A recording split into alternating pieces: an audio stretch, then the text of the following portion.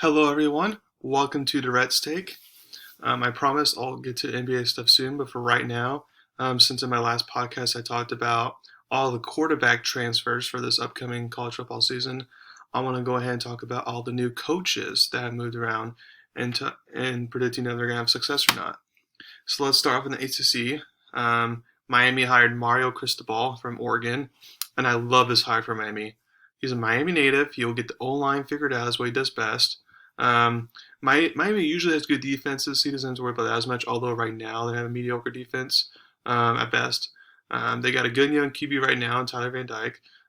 Since the ACC usually doesn't have a lot of contenders, um, to win the conference, it'll be easier for them to win the conference every year, and if they can win that conference every year, therefore they're playoff contenders every year.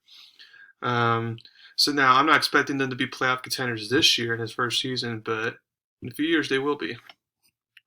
Next is Virginia. They hired Tony Elliott. He was offensive coordinator for Clemson all these years, working with Trevor Lawrence, Sean Watson, and all of them. So, I mean, to me, it's like this will be a good year for Virginia quarterback Brandon Armstrong, in my opinion, because he had such a good year last year. I feel like Tony Elliott will unlock something even more with this game, and I feel like it can make the Virginia offense that much more explosive.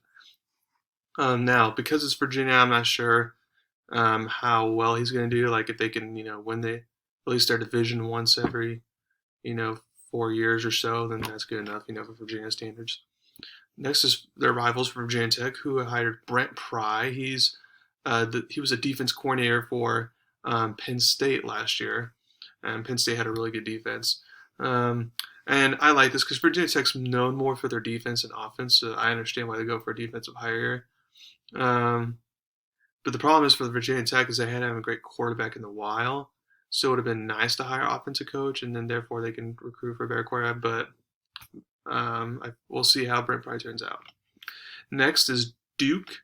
They hired Mike Elko. He was the defense coordinator for Texas A&M recently, but again, it's one of those hires where going offensive would have been the right move in my opinion. I mean, Duke has both offense and defense problems, but still, it's like I'm not sure if Mike Elko is going to be a good coach, kind of like Brent Pry, a good coach, or he's just a really good coordinator. We're about to see. And then, even though Notre Dame's independent, I'm going to lump in with the ACC here, and they're promoting Marcus Freeman from defense coordinator head coach. And I like this for Notre Dame. Luke Fickell was not leaving Cincinnati. Matt Campbell was an option, but he wasn't really leaving Iowa State. So I feel like this is the best option here for Notre Dame. Someone who already knows how to recruit, Notre Dame and their academic standards, religious standards, and all that, and knows the system and all that. So I feel like it's perfect. He's a young head coach, and I feel like he'll get better with over time. Again, I don't think he'll be as good as Brian Kelly, but I feel like he'll be close enough. Big 12, Oklahoma, they hired Brent Venables. He's been a long-time defense coordinator for Clemson, and I love this hire for Oklahoma. First of all, he's an Oklahoma guy, and he's one of the best defensive minds in the country. Like I know I've been saying going offense, works best, but for Brent Venables, it's one of those defense coordinators where if he has the right offense coordinator and the right quarterback, then he'll be just fine. Which I feel like he can get, since he's one of the higher, respected coaches in the college football. So I now that Oklahoma's going to the SEC, I'm not sure how that turned out, but if Oklahoma were staying in the Big 12, for a long period of time, then I would say this is very much a home run hire. But we'll see how it turns out. TCU, they hired Sommy Dykes. He was the head coach for SMU recently, also been the head coach for Colorado, I believe, maybe even California, I can't remember. But he's been head coach for a while, and he's replacing Gary Patterson, who's had a lot of success at TCU and got them on the map basically. And Sonny Dykes is one of those coaches where it's all offense, no defense. It's kind of like Mike D'Antoni of the NBA, if you will. So I feel like TCU's offense, which wasn't the main problem last year, will definitely get a major upgrade. But as long as he can figure out a good defensive coordinator, then TCU could be contenders in the Big 12, especially with Oklahoma, Texas leaving. Pac-12, you got USC. They hired Lincoln Riley, as we all know, and this was the best hire USC could have done, in my opinion. Now, I'm not going to hype on the train where USC is going to be playoff contenders in year one. They just have too much stuff to correct and fix in order for that to happen. But I feel like he will turn USC into Oklahoma, where they're going to be playoff contenders and Pac-12 contenders. Oh, I guess now Big Ten contenders every year. Now, because they're with Ohio State and Michigan and stuff, I'm not sure if they're going to win the Big Ten every year, but at least be contenders. And if they're contenders, then the contention for the playoffs, they're going to have multiple 10-win-plus seasons and stuff like that. Is what I can see from Lincoln Riley at USC. Next is Oregon. They hired Dan Lanning, who's the Georgia defense coordinator, who they won recently won a championship with. I don't know why, but I feel like this hire was a very safe hire and very nervous hire. I know he's a great defense coordinator. We saw it with Georgia's defense this past season. But he's one of those things where it's like, okay, he's just one of those like really good coordinators that's becoming a head coach. Like I've had concerns with other coordinators I mentioned. That's kind of the vibes I got. Now, Oregon's defense could use some improvement in some areas. So Daly's going to help there, but it's like Oregon, it's like I'm not sure if they're going to remain in the Pac-12, be the Big 12. I mean, if they remain in the Pac-12 and the Pac-12 stays as is, then he's not going to have much competition besides Utah once USC and UCLA leave. But we'll see how this hire turns out. Washington, they hire Kalen DeBoer. He was recently the head coach at Fresno State, who had a great year last year, and Fresno State even competed with Oregon last year and then upset UCLA last year. So DeBoer is a pretty good offensive minded coach there. Now, and Washington has an issue to where they desperately need offensive help. So I feel like while he can't be a miracle worker, he'll definitely fix up the Washington offense. And if the Washington offense can't get rolling, then they always usually get good defenses. So therefore, Washington can be back to being contenders in the Pac-12. Washington State, they promoted Jake Dicker. He was the interim coach once they fired Rolovich in the middle of the season last year. And Dicker, did pretty well. He finished 3-3, so it's like mediocre. But the players definitely played hard for him. He definitely got some upset wins in there and all that to get them to at least be bowl eligible. So I like this hire because you're not going to get any big hires at Washington State anyways. So I like this hire. We'll see how it turns out. Then for the SEC, you got Brian Kelly for LSU. If Brian Kelly could just at least make the playoffs once every 4 years or so, a couple years, like he did at Notre Dame, then that's all you need for LSU. Now, LSU is one of those things where they're going to want to have as much as Notre Dame, if not more, like a Bama or Georgia and all that. But with, LSU, with Texas, Oklahoma coming, and of course Bama and Georgia being strong, and a lot of SEC teams getting stronger, it's going to be very hard. But I feel like this is the best hire that LSU could have done since Lincoln Riley clearly didn't want the job. Florida, they got Billy Napier. He was the head coach of Louisiana Lafayette, the Raging Cajuns.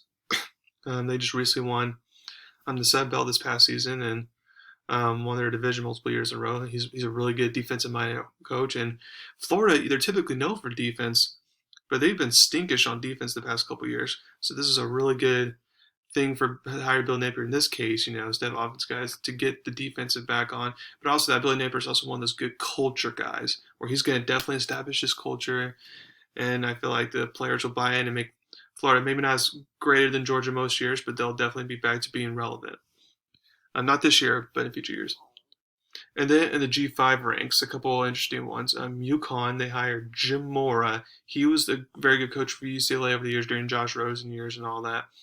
This was an excellent hire because UConn's been, for the past decade irrelevant after, having success in back when the Big East used to be a thing for football. So I feel like if Jim Mora can't get UConn rolling, at least bowl eligible, most years, then I'm not sure who can. So we'll see how that turns out. Next is Georgia Southern. They hired Clay Helton, who was just the coach who got fired at USC. And let's be clear, Helton's not a bad coach. He just wasn't good enough for USC's prestigious standards. So I feel like Georgia Southern's a good place where he can get, go recruiting and then potentially go for conference championships mostly every year and get his name back on the map. And then one more is Rhett Lashley, and he's the offensive coordinator from SMU. And he just got promoted to be head coach, with Sonny Dykes leaving for TCU. Now, and with not this year, but with Cincinnati, Houston, UCF eventually leaving, SMU's going to be the top dog. So if he can kind of continue SMU's dominant offense, then SMU could be, one of those group of 5 contenders for years to come. So next, real quick, I also want to talk about transition to NFL real quick, I want to talk about NFL coaches on the hot seat because there's a couple of mine. I'm going to say whether they're fired or not fired. First off, let's start with Frank Reich for the Colts. Prediction, not fired. A lot of people, love Frank Reich. I think he's a good coach. But the problem is, I will admit, is that since Luck's retirement, he's gone from no playoffs to wild card loss to then no playoffs again. So now the first year he was blindsided. So we're going to forgive him for not making the playoffs then. But not making the playoffs last year after all he had to do was just beat the worst team in the NFL, Jacksonville, that's pretty bad. Now, I do like their addition of Matt Ryan. So for Indianapolis, I know they're going to have deep playoff run aspirations, but since the AFC is so crowded, just win your division and make the playoffs. If you at least do that, then Frank Reich should stay. And I feel like that's what will happen, so therefore he won't get fired. Next is the Jets coach Robert Saleh. A lot of people feel like he could already be on the hot seat, but my prediction is that he will not be fired because as long as Wilson shows signs of improvement and those draft picks that they've been hitting on, work out, the Jets don't even have to make the playoffs next year. I feel like if they just show improvement, let's say 7-8 wins, then and the defense realistically shows improvement because that's Robert Saleh's MO, then I feel like Robert Saleh can buy him at least one more year to show that, hey, year 3 is when we're going to really pop. So I feel like they're not going to fire him after this year unless if it's the same exact thing as last year or worse. Next is Carolina Panthers head coach Matt Rule. This one is tricky. We know Carolina will stink again this year, whether it's Baker Mayfield starting or Sam Darnold starting.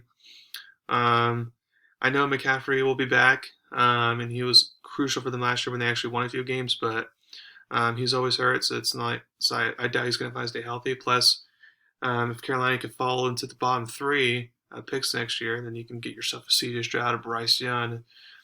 So what's interesting here is that if that happens, then it's like, okay, Matt Rule can then get Bryce Young, C.J. Stroud, as I mentioned. Well, then you're like, okay, now we're really going to keep him on because you got a very good quarterback in college, and we can go from there. But since they just drafted Matt Corral, I don't feel like that's going to happen. So I feel like if Matt Rule doesn't at least get near playoff contention this year, and he'll be fired. And Carolina, unfortunately, won't win a lot of games this year, so therefore, I feel like he'll be fired. Now, to be fair to him, he hasn't have a good quarterback this whole tenure there, but it is what it is. Next is Dallas with Mike McCarthy. This is not typical of Jerry Jones' leg of a coach so quickly. But to be honest, if the Cowboys, I know Philadelphia's improved, but if they don't make the playoffs, I feel like he should be fired. But let's say they make the playoffs and then are 1-out once again like last year, then I still feel like he's most likely going to be fired despite Jerry Jones liking him and thinking he can lead him to the Super Bowl. Because Jerry Jones has just said recently, hey, here, you got to be viable in the playoffs. So Mike McCarthy has to show he's viable in the playoffs or else he's fired. That was good of a team last year. And then last but not least, the LA Chargers of Brandon Staley. My prediction is not fired.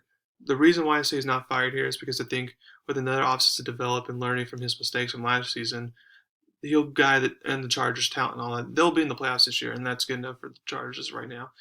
Now, however, if they miss the playoffs once again, then Brandon Staley will definitely be most likely fired.